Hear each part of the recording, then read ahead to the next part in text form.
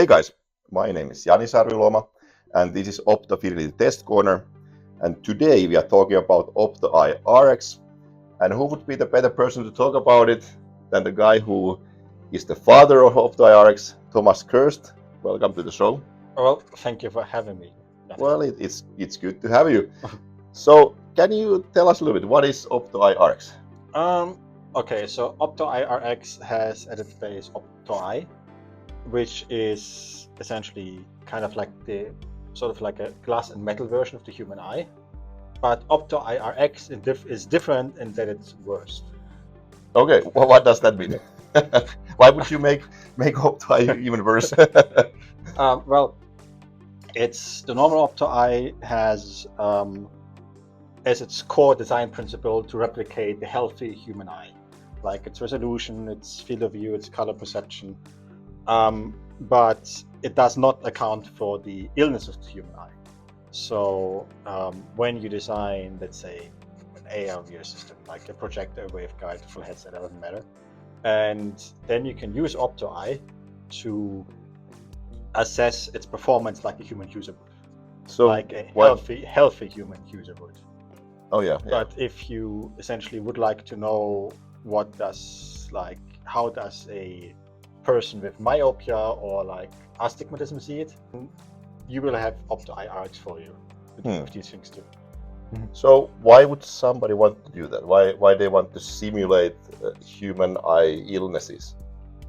Well, at first it sounds like a bit like a niche issue, because most people look like totally normal, like vision healthy people. Yeah.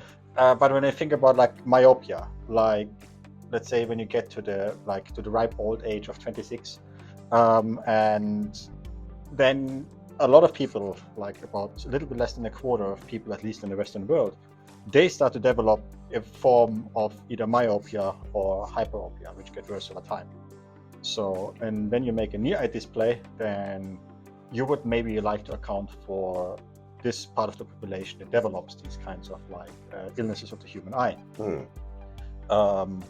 And when it comes to astigmatism, the numbers are even even worse. So when like most people are born, not most people, they say like a little bit less than half people in the Western world are born with a mild form of astigmatism.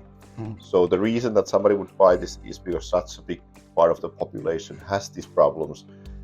Then whoever develops the near eye displays, they want to simulate them so that they can see if their device works for this big part of the population. Exactly right. Yeah.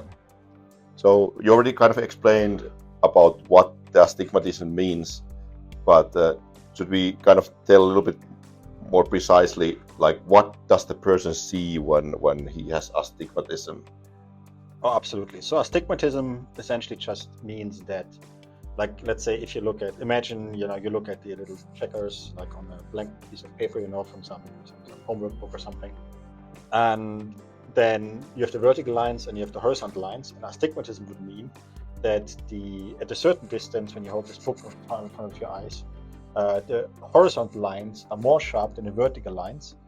And if you hold it in a different distance, the vertical lines are more sharp than the horizontal lines. So instead of having one common focus plane, you actually have two. And that's a little bit inconvenient when you try to read something from a book or having a near eye display. Definitely. So, and this is astigmatism. Essentially what causes it in most cases, not all cases, but most cases, is like that the human eye is essentially not really round. It's shaped like a football. And we found a way to essentially simulate this astigmatism without having to shape our lens into a football. Yeah. So we found more clever. Okay. Yeah. Now those guys who are not from America, with football we mean the American football, which is a little bit like an egg. Yeah. It's like, okay. It's like egg-shaped. Egg-shaped. Yeah. So how does it work? Well. We have some magic in there. I would call it like, how to put it, like, I think the closest description would be something I would call like dynamic field enhancement. I cannot go too much into detail how it works, but suffice to say, it's when you use OptoEye Rx, you can definitely like at least the people with astigmatism who used it, they say like, yeah, this is exactly what it looks like. But it looks like, yeah. And then everything is basically packaged inside the lens, so we don't have anything outside that would be sticking out or Exactly. Yeah. So it's essentially, it's like the normal OptoEye. I think you can barely tell the difference. So it's just worked right into it, and it's a fully motorized and automized solution. So it comes fully calibrated. So you just have like one software command, like over the software control. You say like, hey, I would like to have like, I don't know, 2 diopters myopia, 1 diopter astigmatism, and make it astigmatism to, I don't know, top left corner. Yeah. And then the internal mechanisms arrange themselves to make it happen. And then here, you guys there behind the screens, you can see that we also have a camera connected to this. So this is our colorimeter. So you can basically combine this either with Colorimeter or you can take like a grayscale images with our. Exactly. I mean, it fully integrates. Again, it's a simulation of the human eye. It also like simulates color vision. I mean, there is no compromise you need to make. So you have the color vision you can have total color vision, like full color vision at any, let's say, degree of myopia that you want. There's no compromise. You just have everything in one neat, tiny, like not so tiny package. Yeah. And sounds like this is really something that is unique. It is. I wouldn't quite. Well, there are ways to implement astigmatism, but I don't think other people have, or like, I don't think a solution as convenient as dynamic field enhancements and the dynamic field enhancement has been used yet. I like to, maybe I'm wrong, but I like to think we're the first ones to use it, because the whole point is it gives you don't have to compromise.